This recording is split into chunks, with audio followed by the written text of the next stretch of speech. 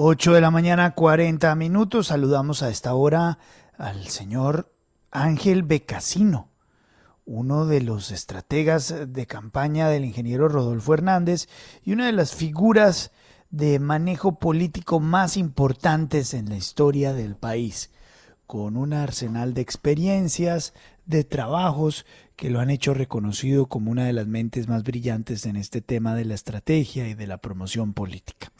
Doctor Becasino, gracias por acompañarnos. Muy buenos días. Muy buenos días, Luis Carlos. Gracias por darnos algunos minutos aquí en la FM. Quisiera preguntarle, ¿le sorprende la manera en que los colombianos han recibido a Rodolfo Hernández, a su campaña, a su estrategia, sobre todo teniendo en cuenta pues los datos que hemos revelado esta mañana del tracking presidencial donde muestran a Rodolfo Hernández de primero?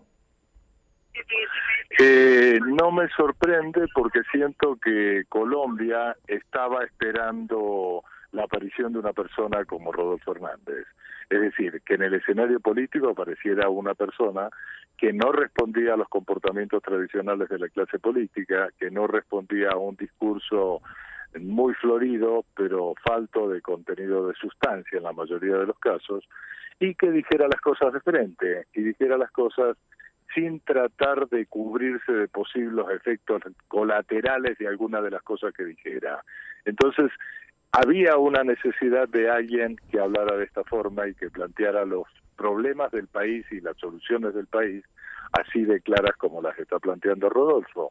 Y me parece que eso produjo esta magia. En general pasa en comunicación política y en comunicación en general que cuando alguien muestra lo que todo el mundo sentía que necesitaba, pero no terminaba de comprender cómo era eso que necesitaba, ¡pum! Se produce el enganche, la conexión, y se produce eso que uno suele llamar la magia, ¿no? Es esta conexión tan fuerte que está produciendo emocionalmente y racionalmente el ingeniero Rodolfo. ¿Cómo llegan a la determinación, señor Becasino, que el mensaje para explotar y conectar esos sentimientos, esas emociones, era el de corrupción y no otro tipo de mensajes, ya que en Colombia la lista de problemas es tan grande y tan amplia? Pues digamos, el análisis es que los problemas son manifestaciones de una causa. La causa es la corrupción. La causa, en realidad son dos. La causa, corrupción, y la causa, incapacidad para gestionar el Estado. Entonces, en esa dirección decimos, sí, hay un montón de problemas. El desempleo, está el problema de la salud mal resuelta, está el problema de la falta de oportunidades en educación, la educación de no la mayor calidad que necesitaría un país como Colombia para salir adelante y para ser competitivo, por usar ese concepto de competitivo. Entonces, lo que uno busca es, esas son manifestaciones, pero ¿de cuál causa? Y la causa se encuentra en el mal manejo de los recursos del Estado, en el despilfarro de los recursos del Estado y en la corrupción que se origina en la contratación y en cómo, digamos que los grandes carteles de la contratación han ido ¿cómo te diría? Han ido reemplazando a los partidos políticos y la ideología de los partidos políticos. Determinado eso, dijimos, acá está el corazón de todos los problemas. Aunque a la gente le pregunten cuál es el problema y te diga, es la inseguridad, es el desempleo, es lo que sea. Son causas que determinan esos efectos. Y las causas son esto, la incapacidad, el despilfarro y la corrupción. Señor Becasino, pero ¿el candidato Rodolfo Hernández hace caso o no? Porque yo lo escuché a usted diciendo que le parecía importante que él participara en debates y también lo oí diciendo a él, no voy a ningún debate. Sí, hay momentos en los cuales las decisiones cambian vertiginosamente en función del escenario y cómo se está comportando el escenario. En el momento en que había un diálogo abierto donde se le podían plantear al país cuáles eran las razones por las cuales se estaba presentando esta candidatura, Rodolfo Hernández participó en más de 10 debates, pero en el momento en que los debates se convirtieron en una suerte de pelea callejera entre Fico y Gustavo Petro, y eso irradiaba a los demás, y eso contaminaba digamos, la presencia de las razones que presentaba cada campaña al país, nosotros dijimos, no queremos ser parte de esa pelea callejera, no queremos ser parte porque el país no merece ese tipo de escenario. Cuando entramos ahora a segunda vuelta, en principio nosotros dijimos, listo, esto es A contra B, el país votó cambio, pero votó la posibilidad de dos formas de cambio, una que es Petro y una que es Rodolfo. Hay que exponer cuál es la versión de cambio de cada uno de los dos. Cuando Petro empezó a atacar y a decir millonario no sé qué y bla, bla, bla, se transformó Petro y de un discurso muy amable que tenía con Rodolfo Hernández pasó a un discurso muy agresivo. Nosotros dijimos, paz, esto va para repetir lo que estaba pasando al final de la primera vuelta. Y ahí dijimos, no vamos a participar. Es decir, mi respuesta fue en un primer momento cuando la voluntad era participar. Y luego tomamos la decisión de, frente a eso que estaba produciendo Gustavo, no participar. Ángel, buenos días. Lo saluda Juan Lozano. ¿Qué tal, Juan?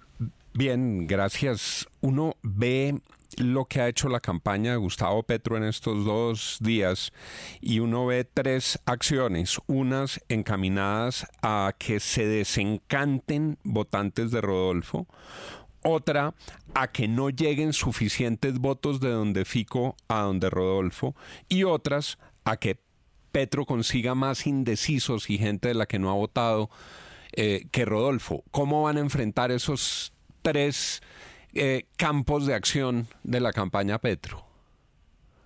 Pues la primera cosa es que no la vamos a enfrentar a la defensiva. Es decir, no vamos a estar en el plan contraatacar. Vamos a estar en el plan de mostrar frente a lo que está haciendo Gustavo Petro qué pensamos nosotros, cómo nos comportamos nosotros, cuál es el llamado de nosotros. Fundamentalmente, Gustavo Petro está llamando a fragmentar, está llamando a la división del país. Aunque ayer haya hecho una declaración sobre una oposición consciente, colaborante, etcétera. Gustavo llama a la división, nosotros llamamos a la unidad. El país votó para un cambio, el país quiere que ocurran otras cosas en la realidad del país. Y frente a eso, nosotros hacemos un llamado, listo, el país elegirá entre A o B, Petro o Rodolfo, pero este es el momento en que Colombia debe unirse para que ese cambio que está necesitando, que está queriendo el país, sea posible. Ángel, le saluda William Calderón. William, ¿qué tal? Muchas gracias, muy bien. Ha dicho en algunas oportunidades que Rodolfo Hernández representa el colombiano típico y es una persona espontánea y él en realidad es un producto fácil de vender porque simplemente es tal cual se ve en los medios y tal cual aparece en sus apariciones públicas. Y dice que Gustavo Petro hoy se presenta casi como un disfraz, como queriendo ser lo que no es. ¿Qué detalles puede usted comparar de los dos candidatos que los hacen al uno tal cual como asegura usted de Rodolfo Hernández y al otro tal cual como asegura es Gustavo Petro? Pues da el antecedente que yo estuve en la estrategia de Gustavo en el año 18, en la campaña anterior presidencial. En ese momento Gustavo Petro era el Gustavo Petro que es. En este momento es un Gustavo Petro que se presenta más amable, más cercano al centro del país, más cercano a las clases políticas tradicionales del país, buscando acuerdos, haciendo acuerdos, y esa imagen de un Gustavo Petro de traje, un Gustavo Petro con una sonrisa permanente en el rostro, es una imagen producida, es uno de los recursos de estrategias políticas electorales, pero no es el Petro que yo conocí en una versión mucho más real de quién es Gustavo Petro, en mi lectura. Mientras que Rodolfo Hernández es un hombre que es lo que es. Y parte de la gracia de esta estrategia en la cual estamos moviéndonos es no esconder nada. Es decir, yo he hecho un comentario a algunas entrevistas que me preguntan si hay comparación con Trump o no hay comparación con Trump. Yo dije, Trump irrumpió, en esa medida Rodolfo irrumpe y tiene esa fuerza de quien irrumpe, del outsider que le dicen los americanos. Pero en tanto Trump utiliza descaradamente como otro recurso también de uso normal, lamentablemente, la mentira, la deformación de la verdad, etcétera, etcétera, y lo utiliza muy fuerte y hace contacto a partir de eso, de esa deformación de la información. Rodolfo estaba diciendo las cosas como son, la pura verdad, la verdad desnuda, como querramos decirlo. Y él presenta sus argumentos desde quien realmente es él, que es ese personaje tal vez costumbrista, podrían decirlo en otro lugar, pero que esa es la esencia de quien es. Un hombre con un recorrido muy pesado en la vida, 77 años, con una experiencia larga, con una sabiduría larga de la vida, de la experiencia de pelear la vida, un hombre que viene de papá y mamá campesinos, etcétera. Y eso es lo que contrasta contra Gustavo Petro en un momento de Gustavo Petro, de una gran sonrisa, de una amabilidad, de no pierde esa distancia, esa que algunos leen como soberbia, desde la cual habla, pero una amabilidad. Es una producción para comunicar más tranquilamente hacia un gran sector de la población que le tiene miedo. Sí, señor Becassino, y entendiendo que usted estuvo en la campaña de Gustavo Petro, pues es que hay algunas cifras que son reveladoras. Hoy, por ejemplo, el tracking presidencial da cuenta de que Rodolfo Hernández perdió, por ejemplo, 3 puntos de ayer a hoy con respecto al electorado de las mujeres. ¿Cómo hacen para enfrentarse a una estructura muy bien organizada que en los últimos años pues ha entendido el asunto de desprestigiar al contendor? Bueno, es la pelea en la que estamos, y es parte de la estrategia con la cual estamos trabajando esta segunda vuelta. Realmente lo que te puedo decir es que sí identificamos que esa estructura de Gustavo, que en el 18 era un tanto caótica, a la que llamaban la bodega de Petro, ¿no es cierto?, pero que estaba formado de una militancia muy amplia en lo digital, hoy es una militancia que está mucho más estructurada y tiene cabezas de comportamiento que ya no son de militancia, sino que son profesionales. Bueno, estamos enfrentando eso. Es decir, ahí hay un centro muy fuerte de la pelea. Cómo nos vaya en esa pelea y cómo le vaya a la campaña de Gustavo va a determinar también el resultado. Lo que yo puedo sentir y ver con claridad es que el resultado va a ser en una u otra dirección por 1 punto, por 2 puntos, el escenario, digamos, del día 19. No va a haber grandes diferencias, va a ser una campaña esta muy peleada y donde cada sector, los jóvenes, las mujeres, etcétera, van a jugar papeles fuertes, pero la diferencia va a ser muy corta. Don Ángel, en ese esta es una estrategia muy barata y muy efectiva. ¿Cuánto vale toda la estrategia? ¿Cuánto ha costado? Pues una de las, digamos, de los propósitos originales de esta campaña fue, si estábamos hablando de que es necesario cortar gastos, cortar lo innecesario, si era necesario tener claridad de que en un país con más de 20 millones de pobres que la están pasando muy mal, no se puede ser exhibicionista en la inversión publicitaria. Lo que nosotros decidimos fue trabajar como una señal de esta campaña con un presupuesto muy bajo, muy austero. En realidad el presupuesto de la primera vuelta no excedió los 3.000 y pico de millones de pesos. Las otras campañas rondaron los 50.000 o más. Entonces eso fue una decisión de campaña Ángel, y todo un desafío, sí, ¿no? Don Ángel, esta discusión de que dónde se hace la política hoy por hoy, ¿se hace en las plazas o se hace en las redes? Pareciera que ustedes confirman aquel fenómeno que desde la campaña de Obama empezó a verse, que las inversiones en Facebook, que las inversiones en Twitter, que las inversiones en TikTok, que las inversiones en Instagram, que las inversiones en YouTube tienen más sentido que la plaza pública.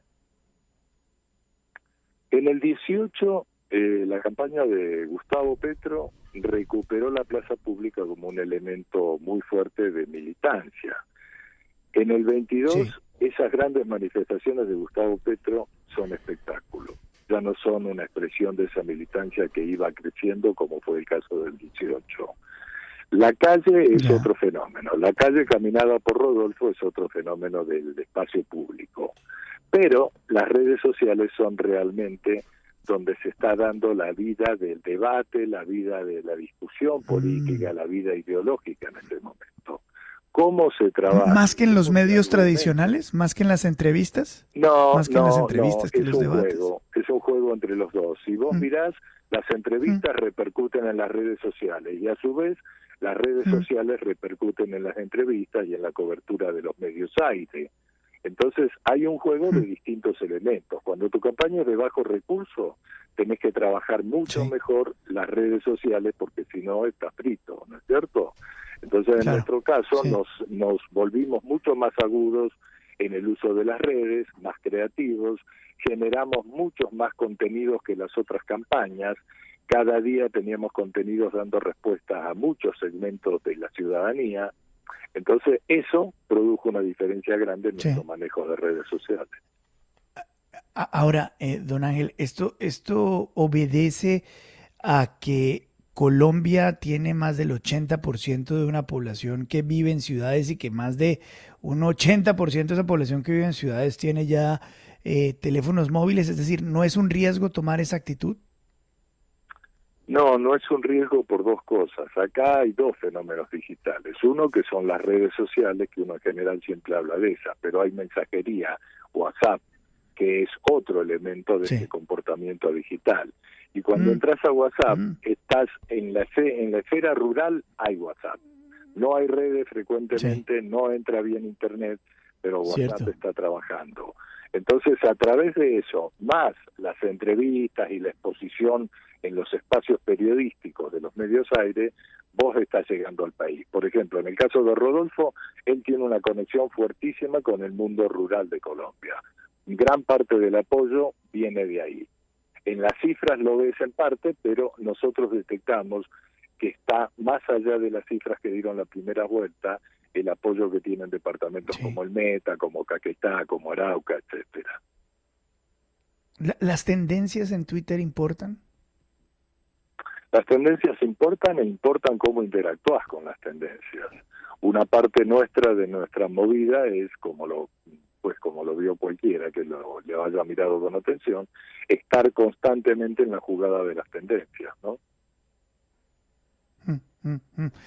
Por último, no quisiera dejar de preguntarle, de aquí hacia adelante, en el fútbol dicen equipo que gana no se cambia, y ustedes han hecho un trabajo excepcional y que está revelado pues en los números que muestran a Rodolfo donde está. ¿Van a cambiar algo en la estrategia o van a hacer como cuando le cocinan a uno lo que más le gusta, dejarlo así porque si le echa algo más se daña? No, hay dos cosas. Una es correcto lo que me estás diciendo. La estrategia que ha demostrado que funciona es una estrategia que no se cambia. Sin embargo, como intervienen factores nuevos, como cambian cosas, como se calienta el clima de un momento de opinión, vos tenés que ir ajustando. Es decir, toca correr riesgos. No podés seguir en la misma que ya te funcionó, sino que tenés que ir corriendo nuevos riesgos. Entonces es un juego de equilibrio, es como, volviendo a la metáfora del fútbol, hay un momento en que tenés que hacer un par de cambios, porque algo está un poco cansado, porque al otro lo golpearon mucho en la rodilla, etcétera, etcétera. Incorporás nuevos elementos, ese es el juego estratégico. Pues, don Ángel, maravillosa esta conversación, abre los ojos claramente hacia la estrategia efectiva que hasta hoy ha tenido Rodolfo Hernández y que lo muestra en el tope de las preferencias de nuestro tracking presidencial. Mucha suerte en su campaña y gracias por revelarnos algunos de sus secretos, sus estrategias y la manera en que está viendo esto en Colombia. Muy amable, muy gentil, don Ángel Becasino. Muchas gracias, un abrazo a todos.